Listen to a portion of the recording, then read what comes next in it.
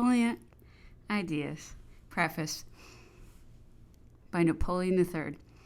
If the destiny which my birth presaged had not been changed by events, I, a nephew of the emperor, should have been one of the defenders of his throne and a propagator of his ideas.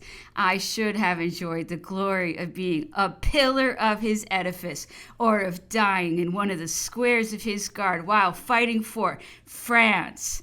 The emperor's no more, but his spirit still lives. Prevented from defending, shielding power with arms, I can at least attempt to defend his memory with the pen, to enlighten public opinion by searching out the thought which presided over his high conceptions, to recall to mind his vast plans, is a task which yet smiles upon my heart and consoles my exile. Fear of offending contrary opinions will not restrain me.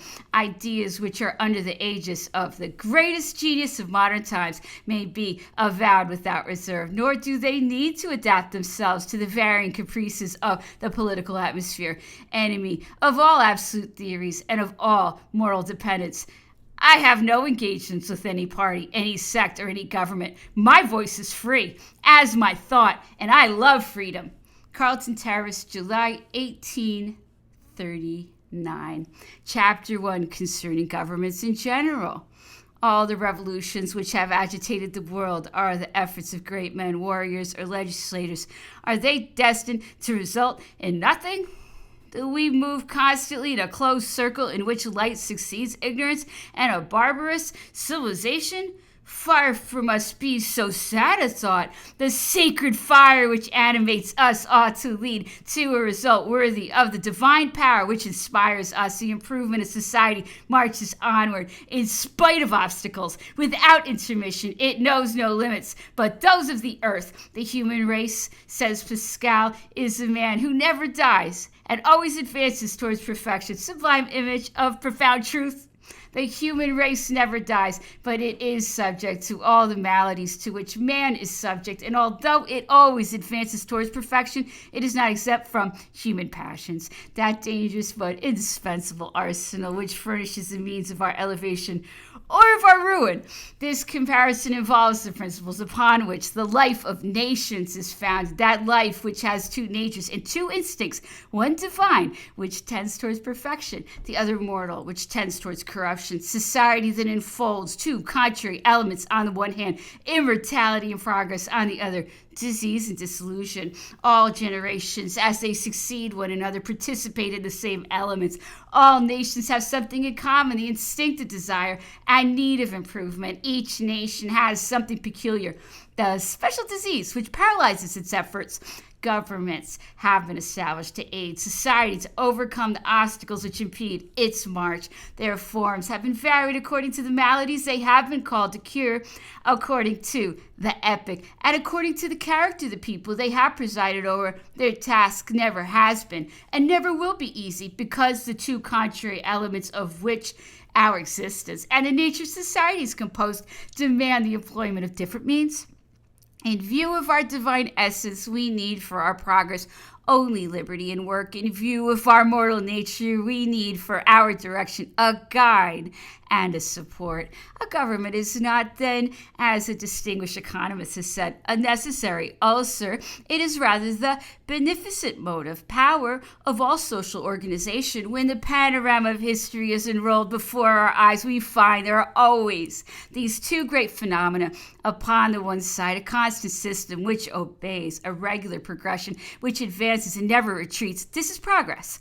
Upon the other side, we see nothing but flexibility and mutation. These belong to the forms of government. Progress never disappears, but it is often displaced. It goes from the government to the governed. The tendency of revolution is always to restore progress to the governors. When progress is at the head of society, it marches boldly and swiftly, for it guides. When progress is confined to the governed, it marches slowly, for it must fight its way. In the first case, the people, having faith, allow themselves to be governed.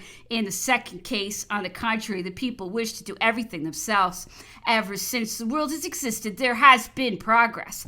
To be assured of this, it is only necessary to measure the road of civilization. The track is marked by the great men who are as milestones, each a degree higher and nearer the end than the preceding.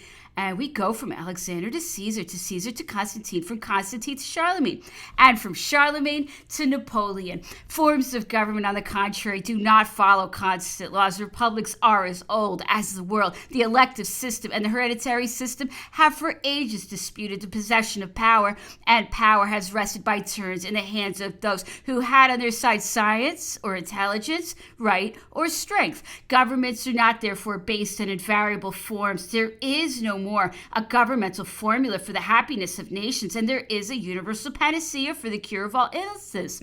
Every question of political form, says Carrel, has its data in the state of society, not elsewhere.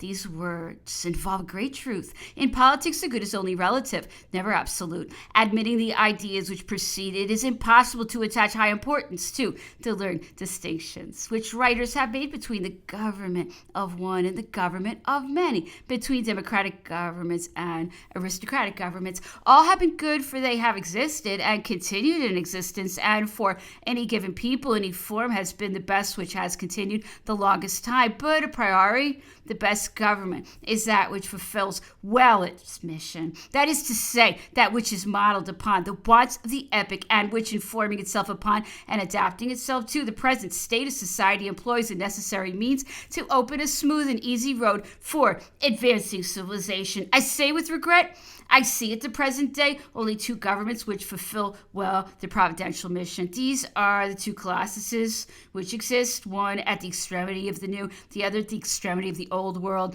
whilst our old European center resembles a volcano which consumes itself in its crater. The two nations of the East and the West march without hesitation on the road of improvement, one of them through the will of one man, the other through liberty. Providence has committed to the United States of America the charge of peopling and of subduing to civilization all that immense territory which extends from the Atlantic to the Pacific Ocean and from the North Pole to the equator. Their government, which is a simple administration, has had up to the present time but to put in practice the old adage, laissez-faire, laissez-passer, in order to favor that irresistible instinct which urges the population of the United States towards the West. In Russia, to an imperial dynasty is due all the progress which during a century and a half has withdrawn this vast empire from barbarism.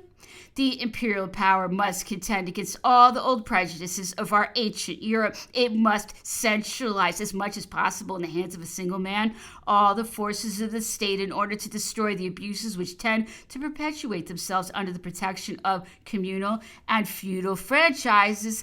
The East can receive only from him the ameliorations which it expects and awaits. But France of Henry IV, of Louis XIV, of Carnot, of Napoleon, always the fountain of progress for Western Europe, possessing the two elements of empire, the genius of the peaceful arts and the genius of war. Has France no longer a mission to fulfill? Will she exhaust her resources and her energies in never-ending internal and suicidal contests? No! Such cannot be the destiny of France. Soon will arrive the day when, in order to reign over her, it will be understood that her part is to cast into the scales of all treaties her sword of Brennus on the side of civilization.